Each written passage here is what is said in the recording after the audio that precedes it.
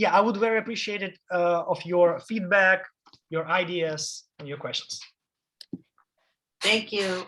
That's brilliant, because what most people who have mental health issues really suffer from is self-esteem, because they don't see that they can get through whatever it is that's challenging them. And then even with studies on resilience, people who have been in the worst abusive situations, the thing that gets them through that's different for survivors versus people who don't survive is their ability to kind of mother themselves or coach themselves or talk to themselves as if they're that uber caring person that makes them special. So when we're missing the skill of talking to ourselves in a positive way, we're missing the skill of success. And if our parents don't teach us this, we don't have it. And you're providing a digital parent. I love it. You know, we have to parent ourselves. That's the Uber message. If we don't learn that, we don't succeed in those higher levels, because we don't know how to push ourselves when faced with defeat. So athletes know this the best. So you're the best. You know, you're an awesome candidate to have this notion and know that this is real, because you can't do more than you think you can without telling yourself you can. Yeah. So it's awesome. I love it. I think it's great. And that's what CBT is about. But when we present CBT to kids, especially adolescents, which is my specialty, it's like you have to, we teach them to come up with things to replace these thoughts. It's not about replacing thoughts. It's about having an actual dialogue with yourself that's positive, or, you know, addressing the challenge itself versus already accepting defeat. And there's enough negative self-talk to go around to, you know, deflate the whole planet right now. And so I think this would be such a great solution, especially for low-income people. Gotcha, Bonnie. Gotcha. What do you think, Armin? Yeah, sure. You gave, you know, such a short clip on what you're trying to do with mental health, but it sounds like you have this system all worked out for athletes, especially tennis folks. Is it very similar? You know, is your current project very similar to what you have worked out for tennis players? Tennis players and athletes in general are our early adapters. Yeah, that's what I'm asking. Have you got the system more worked out for them? You know, can you talk a little more about how it's functioning for these folks? They want to win competitions and to control their emotions, and especially in individual sports like tennis or golf, where a coach cannot give you advices during your performance. They are totally alone. And I remember myself, you are like a crazy, you're talking to yourself all the time, because you don't know what should you do in this very moment. And this self-talk, usually negative and uncontrolled, all the time. And we suggest like a tool to control this self-talk, at least before or after performance. So are you building that concept into the current project for mental health, of replacing negative self-talk with positive? I guess so. We don't have enough data for this to say, you know, yes, but I guess so. I think so. Yeah. Well, I mean, I think, Rich, what I think is different about his product is it's not replacing negative self-talk with positive. And we know from experience that maybe that's evidence-based practice, but it hasn't been working. And I can attest to that, you know, because it's a pattern, it's a habit. We talk negatively to ourselves, but this app makes it interactive. So you come up with solutions. It's not weighing it negative or positive. That's what I got from it. So it's solution-based. Is that right? It's solution based, right? Because only one simple thing based on this app. You have all answers on your most troubling questions already in your head, and you just need a tool to extract them. And I don't understand what is a positive or negative self-talk. What is a positive? I understand what is a productive self-talk for me. You know, when I say, hey, you are very stupid because you should do this, this, and this. It's negative, but it's productive for me, you know. Yeah, yes, exactly. Right. Yeah. And you don't teach a kid to say, hey, I'm beautiful, I'm this, I'm that, you know, when they don't believe it themselves. They have to come up with something productive, constructive. Exactly. Yeah. Yeah, thank you. So how, there's no real, you know, like AI in there, right? There really is just recording yourself and allowing yourself to hear it back, right? Is there any kind of like a data set that you're collecting or anything like that? What we have right now we have a modified voices. When you talk, when you're recording, when you right now download the app, you will recording like Yeah. a mentee, Yeah. mentor, and it's a different, they will modify your voice. Mentee say on the high level of voice, and mentor low level, like Right. you know. Okay. And also we have around 15 mental issues, and we have some around 15 to 20 special advices to these mental issues. You just choose the mental issues and get the special pre-recorded advices right now. But after the fundraising, after we get money, we will implement the customization, and you will get the mental advices and hints which you need for your personal situation. Right. But there's no correction. Like, for example, if you record something in there that says, man, you know, you'll never be smart. You know, like if somebody put something in there that would really be negative back talk or talk or whatever, it is what it is. Whatever they put in there to record, there's no correction like you might get from a human, right? Yeah, no ready-made solutions. Okay. Just advices how you should ask yourself. Yeah. And by the way, the app tell you that you cannot talk. You can talk with yourself only with help questions. No advices. You know, like a therapist talk with the client. Yes. With the questions. The same. We want to teach people how to be their own mental coach. So if you put something in there, if you ask to record something, is there any algorithm in there that would not allow certain talk? There is no some algorithm yet. Okay. But we plan to implement it. You do? Okay, yeah. Because I mean, you know, excuse my language, but I can say you're a fucking idiot. You know. Yeah. You know, so it's not being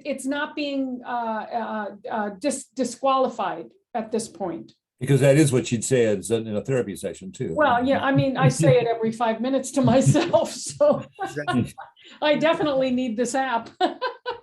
or the person record that, hey, I'm stay on the window right now. Yeah. And in this moment, app will give you the phone of service, suicide service, which you can call, or the app this call will appear automatically to this person. It can be real technically. We can do this. Do you recommend this? So I'm sorry. Sure. Do you recommend this as an augment or an adjunct to clinical intervention, or are you thinking that this could be a standalone modality? A great question. Our challenge is define what is it? It's a mental performance app, or it's a clinical Yeah, or yeah, mental health app. yeah. Right. So right now it's a mental performance app. Right now it's our first step, Okay, but we plan go to the mental health for sure. We don't plan to replace therapists right. for sure. It's a different thing. We plan just involve more people in the therapy with our app. Right, right. Well, you know, there's ways that you can set up these apps so that they can only be used by referral of a licensed clinician. You know, where it's a licensed clinician that unlocks the license, and then it's a great adjunct to, you know, at home when they're not in the clinic. Yeah. And you get back into the scalable issue though, in terms of trying to Right. make that Mhm. available. That defeats the purpose of giving someone a tool that doesn't require, you know, weekly or, you know, bi-monthly therapy Exactly. sessions that can be cost prohibitive. I think that in the performance world, there's overlap in the mental health world, because that's what people who suffer from mental health are missing. And then people in the performance world just go too far with their self-trashing if they're not succeeding. So it does both. It seems it would, like, it could be a great tool. It doesn't necessarily replace therapy, but it might help a lot of people that might not need it if it's the one thing missing in their life. I really feel like a lot of what boils down to mental health problems is self-esteem. And, you know, the more ACEs a kid has, you know, negative childhood experiences, teaches them negativity, but they're internalizing it. That's what they're responsible for. And, you know, I'm not saying they're bad or, you know, they're wrong, but they're internalizing things in such a way that they repeat it. If you teach a person to internalize things in a constructive way, oh, well, I feel crappy today, but why? Oh, well, what can I do about it? What did I do about it last time I felt crappy? Oh, yeah, that's right. I have a skill. I can actually talk myself out of it. Oh, I could go for a walk, or, you know, but if you impose that on them, it feels like dictator, like you're dictating it. Yes. Aman, you mentioned that you're looking at universities for relationships anyway. Could you talk more about that in terms of what you would like to see in terms of a coordination with the universities? Yeah, sure. Right now, our app is totally free, and we interested in involve more people as we can and get the more feedback from the users. And I'm ready to provide the app for free for Saybrook, for Stanford, for any university, just for feedback from you guys, like professionals, and from students. Right now, I'm communicating with mental health professionals, which I get the feedback, and I ask them, could it be like an additional professional tool for them, for using them in their personal practice, their professional practice. And yeah, that's our challenge. Before you came in, we were talking about the dissertation process, and you know, if there's a period in a student's life where negative self-talk is likely to come creeping in, Yeah. you know, it'd be nice to tailor make it to the you know, surviving a dissertation. Yeah. And by the way, it can be the great lead magnet in terms of marketing, you know, for the mental health professionals too. You know, they say, hey, this just tried this app. You mentioned about your anxiety. You don't want to buy my service like a mental health professional, but just try the app. It's for free, etc. You know.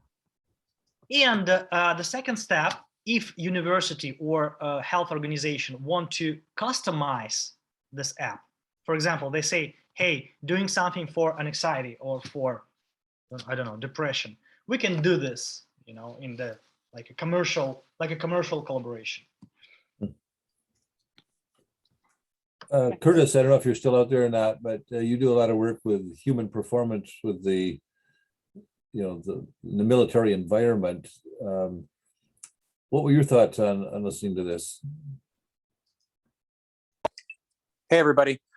No, it sounds really great. I'm not sure how many of the Saybrook students that are on the call are in the human optimization track, but a lot of this sounds really echoes a lot of the integrative wellness coaching program and the courses that are there.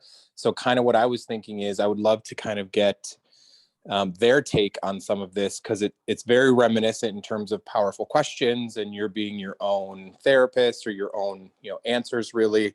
So I'd love to kind of see a collaboration with the integrative wellness coaching consortium as well, and that would be a really great opportunity to maybe beef up some of that potential AI in terms of response and question. So that's kind of where I was thinking was, wow, yeah, this sounds very similar to kind of the end stage of that certification that Saybrook is offering. So that might be a great way to kind of cross communicate our departments. I don't know who the head of the wellness coaching is anymore since I've been removed, but that may be an opportunity to kind of collaborate. Great. I want to ask you, Franz, anybody using the app already? Did you have a chance to download and using this? Maybe you share your user experience. I did. Cool. And yeah, this is Duke, and my background is engineering, so I jump on this app right away. So two things I think I can contribute is one part of it is the user experience design, UXD. I know you very small company, so that's a big contribution to the app or success, to any product, I guess. So I think, the way that I use it or interact with it is very early stage of the development, I guess. So there's no UXD consideration or more attractive, get more users willing to use it or attract. I mean, just like, people attract when they play in game. So the same thing with the products, you want to get the users, like the app more than just, so far I follow the instruction, but I think it's be useful if you have more graphical or, I mean, it's UXD is a big part of app application. That's what I try to say. And then another part that I try to understand, and I think Dr. Cushon tried to get to, is the artificial intelligence part of it, and you already mentioned it, if you get more funding, then you will look into that. And I think part of AI is machine learning too, right? So the more data you collected and the more you make it more intelligent, then that, I think that another part of UXD too, to get the user more involved with the product or get hooked to use your products, to use your apps. So I think it's all part of, I get the next phase of development, I think. Gotcha. And then one question I have, I thought about this similar apps, and I don't know, you look into self-hypnosis. Maybe Dr. Will Mark can elaborate on that, how this similar or, get closer to self-hypnosis idea of, because you can use hypnosis to do a lot of stuff, as far as I know. I learned, recently. So you can use that to change negative thought, even, taking care of diseases, stress management. So a lot of idea from self-hypnosis could be used for this kind of product. So there's also an opposite part of that, because a lot of with self-hypnosis, what you're doing is it's self-talk, but it's self-affirmations and things, it's self-statements and things.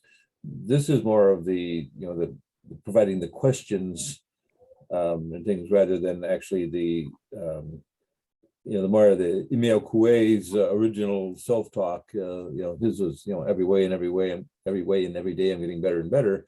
but there are lots of affirmations that we could use to counteract Cynthia's contention that we're all idiots, depending on who he was talking to at the time.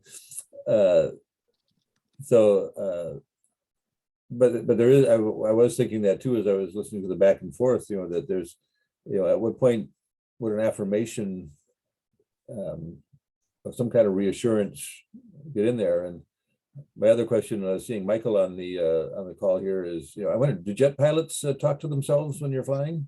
Yeah, I know. I was thinking of that too.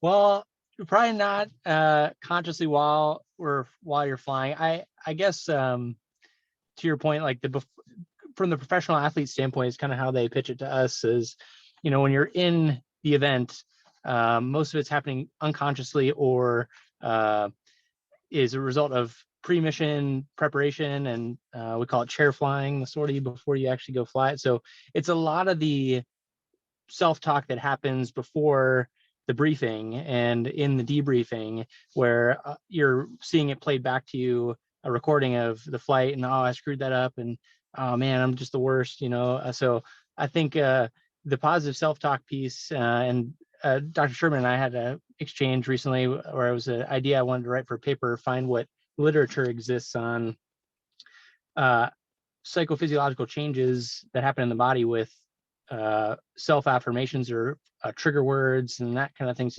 to get after the theme that we've been getting at for the last couple of people who have spoken, which is, where the data collection piece and having what happens in the body with these types of mental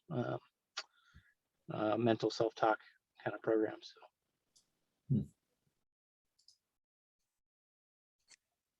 Yeah, I want to echo that as well with within sports, and the Olympics are going on right now. That I think you hit it right on the head. That a lot of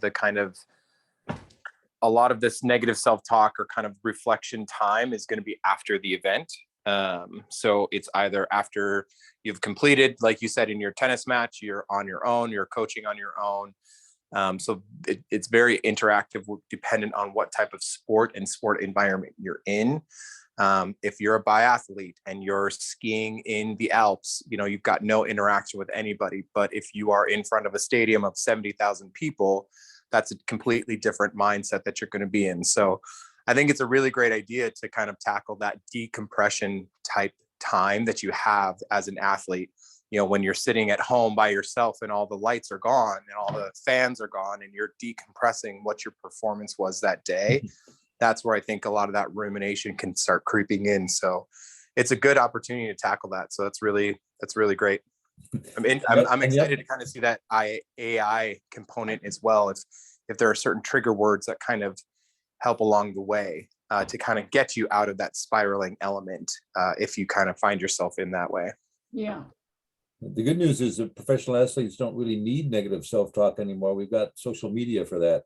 Yeah. That's actually a really great comment. I've got a lot of friends and colleagues right now that are over in Beijing, and every single one of them, there's a huge push right now to remove themselves from social media, a few weeks before the games and then during the games as well, because that is a huge component. So now our relationship with technology is no longer positive. Now I wonder how somebody will interact if they're technology inversed, So it's good that you're not hoping to replace the humanistic and human interaction, but just complement it. So it's great. Interesting. Yeah. I was getting interested in the sound of the human voice. And there's studies that say that the sound of your own mother's voice is self-regulating, and that you can actually help a lot of developmental disorders by getting someone to listen to recordings of their mother's voice, because it replaces stages that they may have missed, and or helps them work through things that maybe didn't develop as well. I don't know much more about it than that. I listened to, I think, a audio book that hinted at it, but I think there's a center out there by Porges, that right? Steve Porges. Yeah, Stephen Porges, the Unite and the ILS, which is the integrated listening systems, comes from that research. And that, that maybe there's research on frequencies that would be good to use. I know you use like high pitch for the mentee and lower, pitch for the mentor, which is probably a good general choice. But there might be something about frequencies. When a mother talks to a child in an affirming way, does it hit a specific note? And then if we learn to talk to ourselves that way because we've imitated that mother and internalized it, that could be the key. Well, that's important in education. The lower voices can be more relaxing, but that may be detrimental to education, where a higher voice keeps someone more alert and focused. So, as a teacher, having a higher voice may be a slight advantage. If you listen to a lecturer with a deep bass voice, it can kind of lull you into a, theta is okay, but getting someone into delta is not usually considered a good learning technique. So, well, you're not going to get with your voice alone. You're not going to get someone to change their frequency in their EEG, but you might. You also have to think about if there was some kind of a trauma with someone who had a deep or a high voice. You can say things like, oh, and let's imagine that you're on a beach. Well, what if you were raped on a beach? You have to keep all of that into perspective, I think, as well. But that's content. But I would imagine that our own voice would have some similar pitch or quality to our ancestors. And that in some way that's already good enough, but just, the research behind that might add something that isn't there yet. Right. Yes. Interesting. Very interesting. Some of the validation research in psychotherapy is mainly about the social interaction and the relationship between the therapist and the client. So even there was an article in the AAPB journal about how to bring that to the neurofeedback session. And some of the success is based on that social interaction.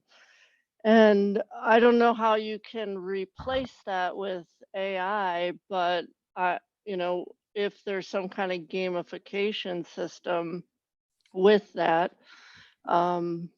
some kind of rewards or points, or I don't know how that would affect it, but it's an interesting idea, and I think it would be a good adjunct for between sessions. Well, certainly a lot of our patients need to improve their relationship with themselves, so maybe this would be a start to that. So. Yeah. Franz, I want to ask you the questions about your personal experience of self-talk. Could you tell something about this? Do you have some? Who did you ask? Me, Armin. Oh, no, who are you asking that? Anybody? Anybody, yeah. Anybody? I do. I have experience with that.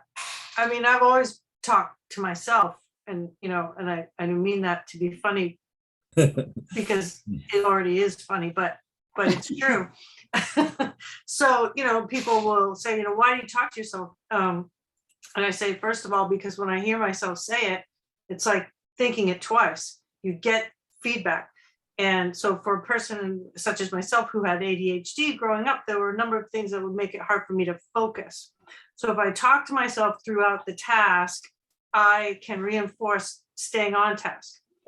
And then that carries over into when I feel overwhelmed.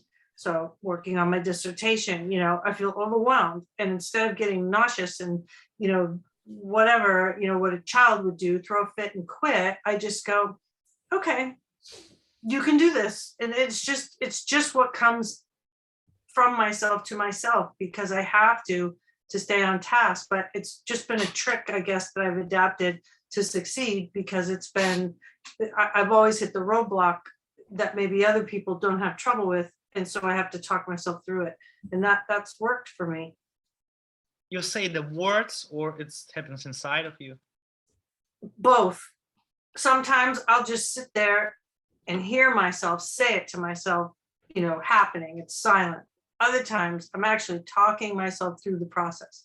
And my stepmother, who has ADHD, talks herself through everything. She walks around the house telling herself what she's going to do next. And hey, whatever works.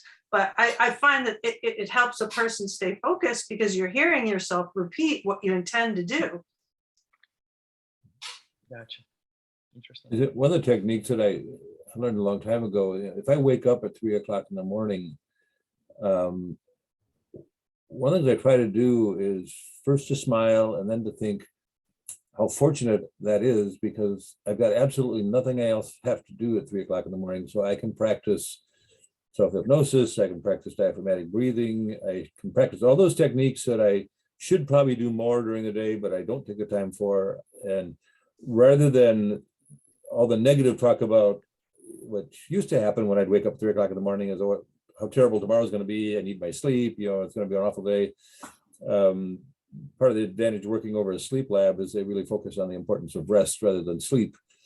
And so if I wake up, you can actually rest better if you're awake than when you're asleep, when you don't control anything. You can be tossing and turning when you're sleeping. So that basically the cognitive restructuring of what does it mean if you wake up in the 3 o'clock, that it's a positive thing and I get an opportunity to practice some of these skills so that I'll be that much better tomorrow, is very different than the results if I woke up and stressed about how awful tomorrow is going to be because I'm not getting any sleep. So or stress about not being able to sleep, or just being pissed off because, in my case, my husband is snoring and I have to yell at him, husband, stop snoring. And then takes me 10 minutes to not be angry anymore, rather than just kind of letting it be, I'm just, whatever.